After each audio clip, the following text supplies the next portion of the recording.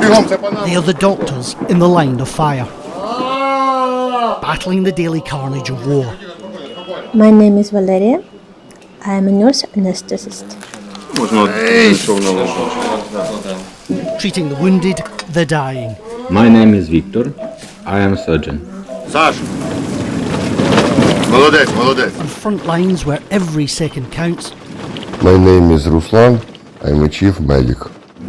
We're fighting for our land, for our future, for our children.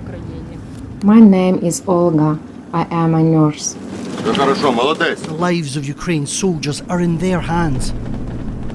They're Ukraine's secret weapon, the medics in the line of fire.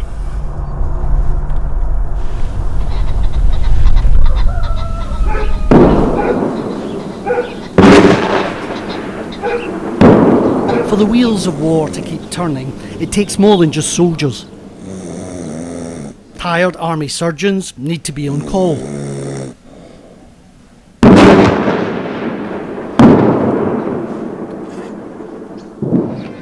Nurses, like 21-year-old Valeria, stand by to ease pain and suffering. Each morning starts the same for Nurse Olia. Her daily run a temporary release from the world this former pharmacist now finds herself in.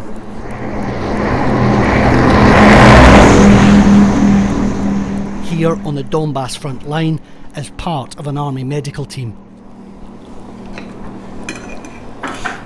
This is the calm before the tempest. And at its centre, Ruslan, enlisted chief army medic. It starts with a hurried breakfast of homemade pancakes before he reports for duty and something of a daily prayer. As always, I hope for no injuries today, that everybody is safe, well and alive.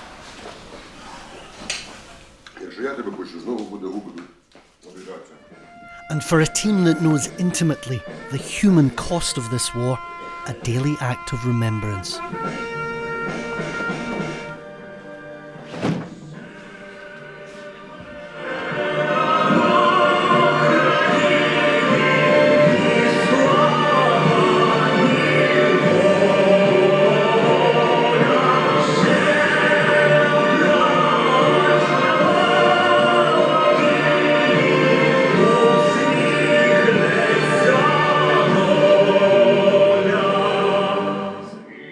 It's often too dangerous to go outside here, so this is how they keep a watchful eye for incoming casualties.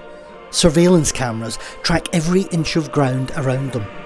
The brigade has already lost 2 field hospitals, so they try to keep a low profile around the clinic.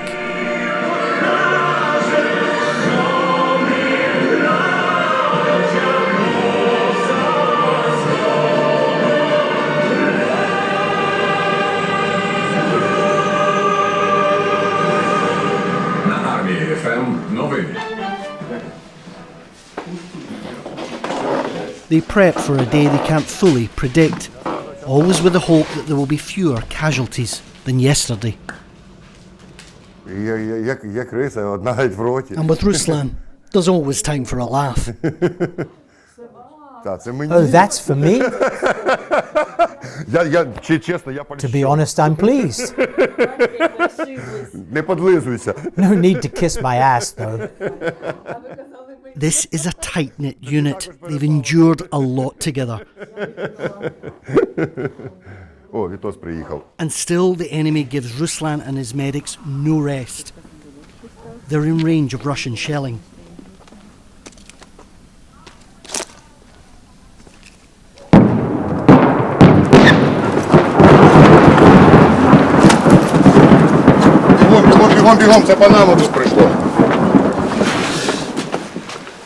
The reason we've come inside is those are cluster bombs landing all around. Not a huge surprise because they're trapped really between 2 fronts here. And now they wait and see if there are any casualties. Ruslan watches and waits and spies on the security cameras an army truck arriving. Outside, the bombardment continues. the day starts badly. The first arrival is beyond any help the medical team can give. We don't want to intrude, so we keep our cameras away. Men have just arrived in a van from a frontline position. They're asking for body bags. It looks to me from where I'm standing that those were artillery injuries. So this is something that the men really don't like to talk about. We're very willing to talk about the injuries and the people that have been saved, but it's a much more sensitive subject, talking about the dead. Comrades in arms need to look out for each other. This man has just been carried in directly from the battlefield. Surgeon Victor is on hand.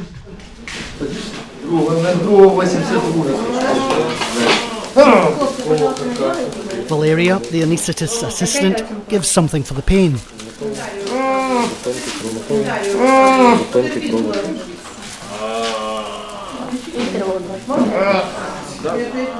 The doctors hunt for every piece of Russian metal in the man's flesh.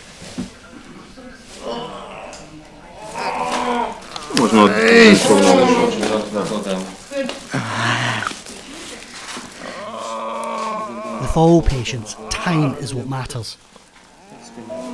He's lucky he didn't lose an eye. In under 10 minutes, the team have him ready for transport.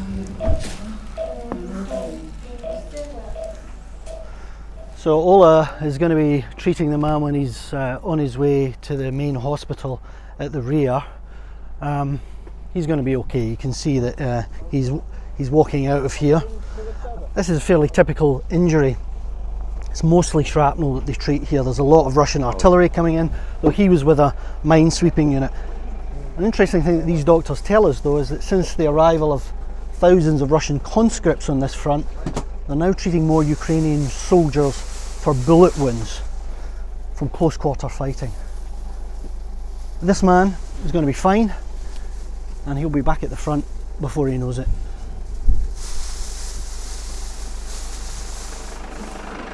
There are no recent official figures on how many Ukrainians have been killed or maimed in this war, but it could be over 100,000. Do you know how many patients you've treated since you've been here? Не веду я. I don't keep the count of these patients. It's a lot. A lot. I've been at war since the 25th of February, so I've had to provide a lot of medical help. But in terms of numbers, to be honest, I don't keep count. Ліку пацієнтів я, чесно кажучи, не веду. How many patients have you treated so far? За весь час? During the whole time? Я думаю, багато. I have to think. Більше 2000. A lot. I've seen more than 2,000 people. That's counting the serious and not so serious. That's not only here, but also in Bakhmut and Kiev region.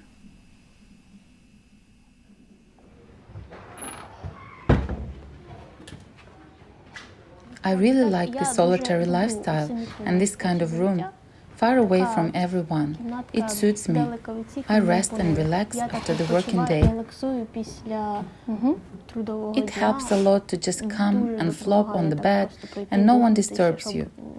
I used to be so tired that I didn't even hear incoming missiles when they were falling all around us.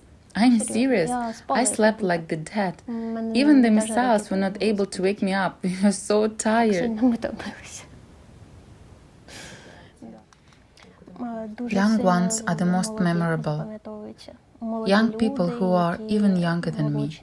When someone is dictating the information and there is a date of birth, 2003, and you realize that this person is 18 years old, this person saw very little in life, maybe never even kissed, and already sees death, sees and endures such severe trials. Young people I'm the most sorry for. I can clearly remember their faces, their injuries. I remember these boys who still didn't lose their fighting spirit. He lays down in front of you without a leg or an arm. and jokes with you. You can't help admire this strength. I consider it my duty to protect Ukraine and to help my soldiers, my people, with what I was taught. I took the doctor's oath to help others. That's why I'm here, for my profession. To give medical help and for the defense of Ukraine. He was a civilian before, and it's that life, lost to Russia's aggression, that they all say they're fighting for here. It has come to a standstill. Their children no longer go to school, careers and family vacations are on hold. All of Ukraine needs to be protected from this fate. Here at the front, the nights are gloomier, the shelling relentless, the blackout almost total. And in 9 long months together, far from their own homes, these men and women, strangers before, have become a family, united in common purpose. As comfortable around the dinner table as they are around the operating table.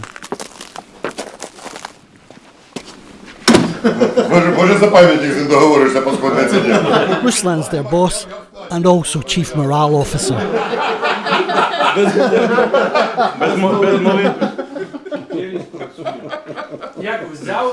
But the team is always at the ready. The surveillance cameras never unwatched. Tonight, dinner will have to wait.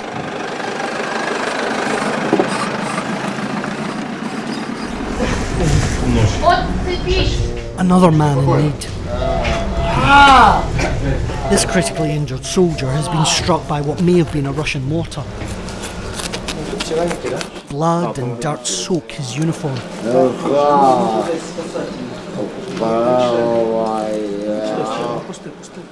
The whole team is required. This won't be a quick fix. His heartbeat is irregular, and he's lost an eye.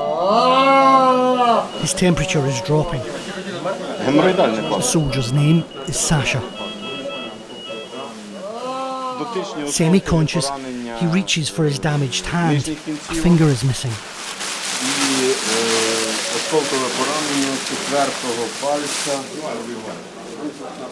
He'll need surgery, and they can't do that here. The most difficult part of this job, says Ruslan, is keeping patients alive on the long drive to the main hospital. He and Olia are on hand to make sure that Sasha makes it.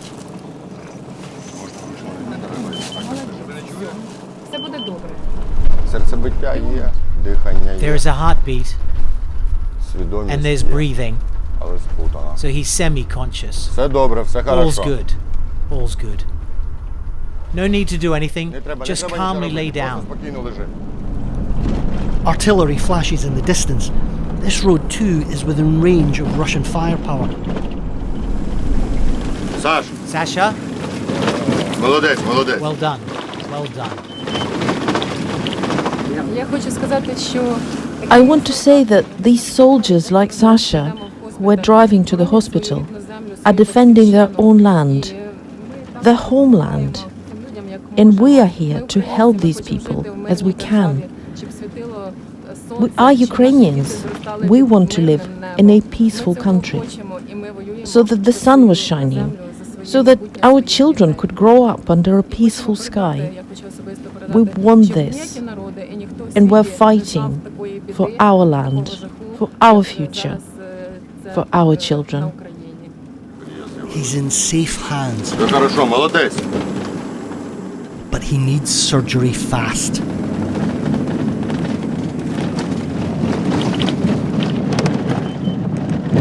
It's a long, hard drive for a badly injured man.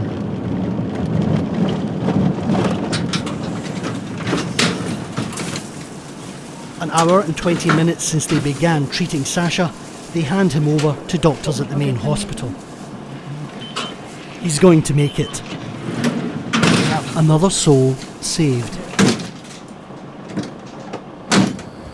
But the war still rages on, and there will be others. Ruslan's work is far from done.